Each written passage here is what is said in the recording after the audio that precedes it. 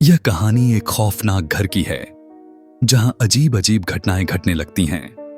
नीलेश, जो बेंगलुरु में नए शहर में आया है, धीरे धीरे उस घर के रहस्यों का सामना करता है। रातों में सुनाई देती हंसी, मोमबत्तियों की अजीब चमक और अदृश्य ताकतों का सामना करते हुए नीलेश का दिल दहल जाता है। तो चलिए देर न करते हुए वीडियो स्टार्ट करते हैं। जब हम किसी नए शहर में जाते हैं तो उस जगह को लेकर हमारे दिल में कई बातें चलती हैं। कुछ उत्साह, कुछ डर और कुछ सवाल। नीलेश के साथ भी यही हुआ जब वह पहली बार बेंगलुरु में नौकरी करने के लिए घर से दूर आया। एक दोस्त की मदद से उसे ऑफिस के पास एक छोटा शांत सा कमरा मिल गया। पहले कुछ दिन वह काम में इतना व्यस्त रहा कि थकान के चलते रात में उसे गहरी नींद आती, लेकिन तीसरी रात से ही कुछ अजीब घटना घटने लगा।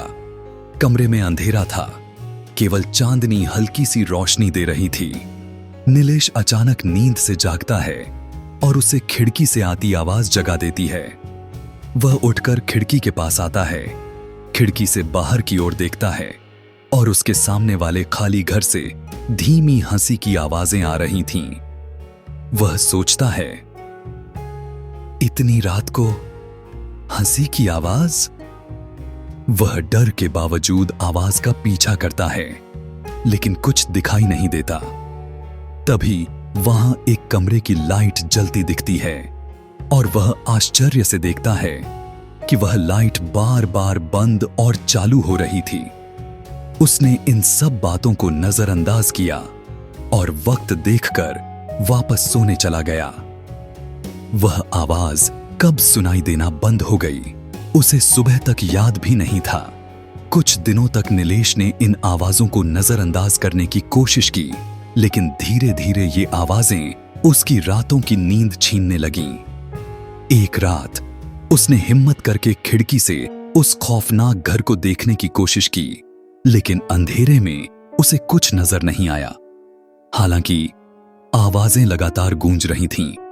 रात के ठीक 2 बजे जब वह खिड़की के पास गया तो उसने उस घर के दरवाजे पर हल्की सी रोशनी देखी। आज वह इस रहस्य को और झेल नहीं पाया। गुस्से में अपने कमरे से बाहर निकला और सीधे उस भूतिया घर के दरवाजे पर पहुंचकर जोर जोर से दरवाजा पीटने लगा। वह देर तक दरवाजा खटखटाता रहा, लेकिन अंदर से कोई जवाब नहीं आया।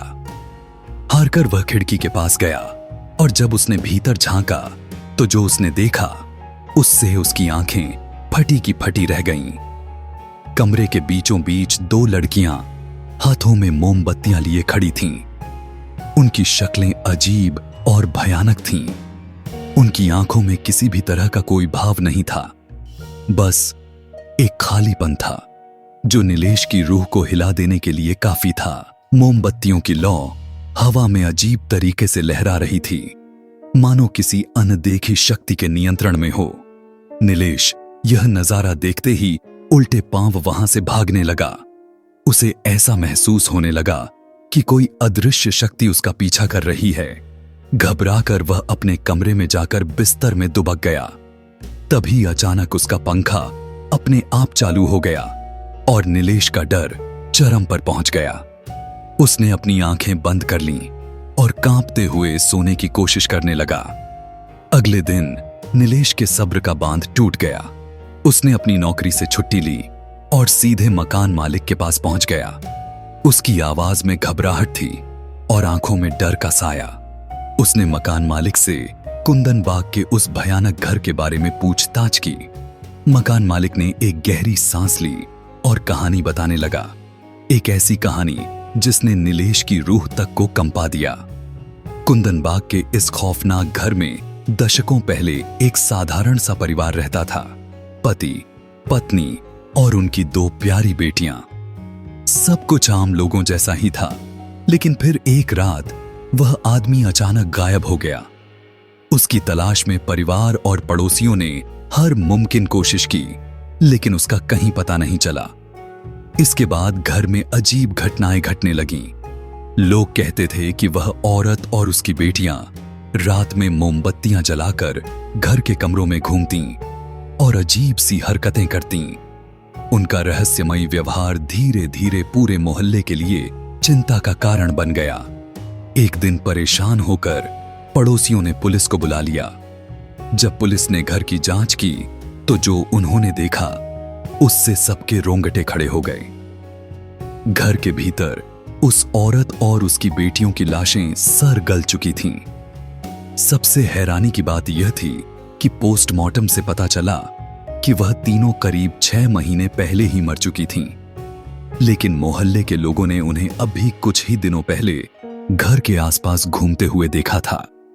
माना जाता है कि उस औरत ने अपने पति को वापस बुलाने के लिए कोई तांत्रिक क्रिया की थी और इसी कारण से यह सब हुआ। आज भी इस घर में लोग अजीब घटनाएं देखने का दावा करते हैं। उसकी खाली खिड़कियों से झांकती परछाइयां और रात में सुनाई देने वाली हल्की हल्की फुसफुसाहटें इस बात की गवाही देती हैं कि कुंदन बाग का यह घर आज भी अपने अतीत के भयानक रहस्यों को अपने भीतर छुपाए हुए है। मकान मालिक से उस घर की यह सब सच्चाई सुनकर नीलेश का चेहरा फीका सफेद पड़ जाता है। उसके मन में डर का बीज और गहरा हो जाता है। उस रात नीलेश को एहसास हुआ कि कुछ रहस्यों को छेड़ना अपनी ही बर्बादी को निमंत्रण देना है।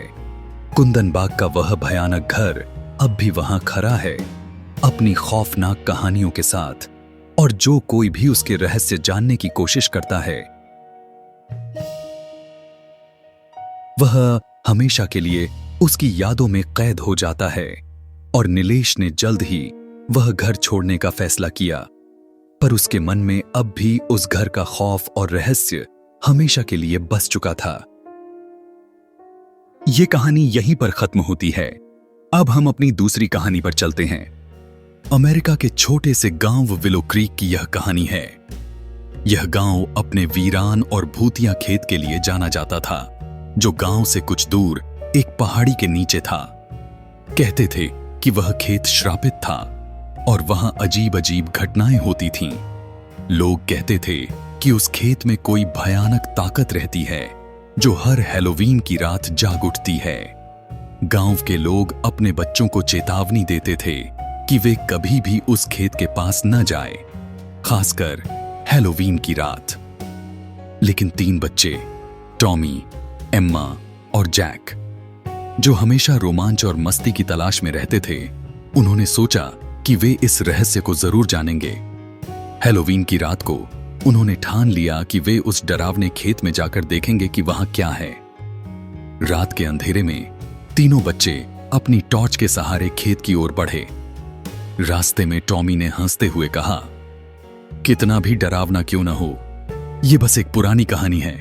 डर के मारे सभी इस खेत को भूतिया मानते हैं। लेकिन अंदर से सभी घबराए हुए थे। जैसे ही वे खेत के पास पहुंचे, उन्होंने देखा कि खेत के बीचों बीच एक बड़ा सा पुतला खड़ा था। उस पुतले का सिर एक बड़े कद्दू का बना हुआ था और उस पर एक भयानक चेहरा बना हुआ था। उसकी आंखें लाल थीं और उसमें से एक डरावनी सी मुस्कान झांक रही थी। एम्मा ने फुसफुसाते हुए कहा, यह पुतला कुछ अजीब है, ऐसा लग रहा है जैसे ये हमें देख रहा हो। लेकिन जैक ने हंसते हुए उसे मजाक में उड़ा दिया। टॉमी ने कद्दू के सिर वाले पुतले के करीब जाकर उसे ध्यान से देखा। अचानक हवा ठंडी और भारी हो गई, जैसे किसी ने वहां की सारी गर्मी खींच ली हो। तभी पुतले का सिर धीरे धीरे उनकी ओर घूमने लगा। उसकी आंखें चमक उठीं और उसकी भयानक मुस्कान और भी गहरी हो गई। तीनों बच्चों ने देखा कि पुतला अब धीरे धीरे हिलने लगा था। वे डर के मारे वहीं जम गए। तभी पुतले ने अपने लकड़ी के बड़े बड़े हाथ उठाए और उनकी ओर बढ़ाने लगा। एम्मा ने जोर से चीखते हुए कहा, भागो, ये पुतला जिंदा है। तीनों बच्चों ने अपनी जान बचाने के लिए खेत से बाहर भागने की कोशिश की। पुतला उनके पीछे पीछे चलने लगा। उसके लकड़ी के पैर जमीन पर घिसट रहे थे और उसके कद्दू के सिर से एक भयानक आवाज आ रही थी, जैसे वह हंस रहा हो। बच्चे खेत के किनारे पहुंच चुके थे, लेकिन पुतला तेजी से उनके करीब आता जा रहा था। टॉमी ने घबराते हुए कहा, हमें जल्दी से गांव पहुंचकर सबको बताना होगा। भागते भागते तीनों बच्चे आखिरकार गांव पहुंच गए। उन्होंने अपने परिवार और गांव के लोगों को सारी बात बताई। गांव वालों को उस पुतले के बारे में सुनकर डर और गुस्सा दोनों आया। उन्होंने याद किया कि सालों पहले उसी खेत में सैमुअल ग्रेव्स नाम का एक किसान रहता था। सैमुअल को गांव के लोग पसंद नहीं करते थे। वह बहुत गुस्सैल और क्रूर स्वभाव का था। गांव में उससे गई बात भी नहीं करता था। सालों पहले की बात थी जब हैलोवीन की रात को सैमुअल ने गांव वालों से बदला लेने की ठानी थी। उसे लगा कि लोग उससे नफरत करते हैं और उसे अकेला छोड़ देते हैं। वह इतना क्रोधित हुआ कि उसने अपने खेत में एक बड़ा सा पुतला बनाया और उसमें एक कद्दू का सिर लगाया। वह उस पुतले के पास जाकर बैठा और बदले की आग में जलते हुए कसम खाई कि जो भी उसके खेत में आएगा उसकी आत्मा को वह अपने साथ ले जाएगा। गांव वालों को अब समझ में आ गया कि वह पुतला दरअसल सैमुअल की आत्मा से बसा हुआ है और वह हर हैलोवीन की रात जागता है अपने बदले की आग में लोगों को डराने और जान लेने के लिए। गांव वालों ने तय किया कि अब इस श्रापित आत्मा को हमेशा के लिए शांत करना ही पड़ेगा। उन्होंने अपने हाथों में मशालें लीं और पुतले को जलाने के लिए उस खेत की ओर बढ़े। जैसे ही वे खेत में पहुंचे, पुतला फिर से अपनी जगह खड़ा था। उसकी लाल आंखें चमक रही थीं और उसकी भयानक मुस्कान फिर से झलक रही थी, जैसे वह उनके डर का मजाक उड़ा रहा हो। गांव के लोग उसके चारों ओर जमा हो गए और उन्होंने पुतले के चारों ओर मशालों का घेरा बना दिया। जैसे ही उन्होंने तेल छिड़ककर उस पर आग लगाई, पुतले ने जोर से चीखना शुरू कर दिया। उसकी भयानक चीखों से ऐसा लग रहा था कि जैसे सैमुअल की आत्मा दर्द में तड़प रही हो। पुतला जलने लगा और उसके साथ साथ सैमुअल की आत्मा भी राख में बदलने लगी। उसकी चीखें धीरे धीरे कम होती गईं और कुछ ही देर में सब कुछ शांत हो गया। गांव वालों ने राहत की सांस ली। उन्होंने उस रात को यादगार बना लिया कि अब उस खेत का श्राप खत्म हो चुका है। लेकिन विलो क्रीक के लोग अब भी हैलोवीन की रात को उस खेत के पास नहीं जाते। कहते हैं कि वे अब भी सैमुअल की कसम को याद करते हैं ताकि कोई भी भविष्य में उस डरावने खेत के पास न जाए। दोस्तों, अगर आपको यह वीडियो अच्छी लगी तो प्लीज हमारे चैनल को सब्सक्राइब करें। मिलते हैं अगली वीडियो में। दोस्तों, अगर आपको हमारी ये कहानी अच्छी लगी तो प्लीज हमारे चैनल को सब्सक्राइब और वीडियो को लाइक करें। मिलते हैं अगली वीडियो में।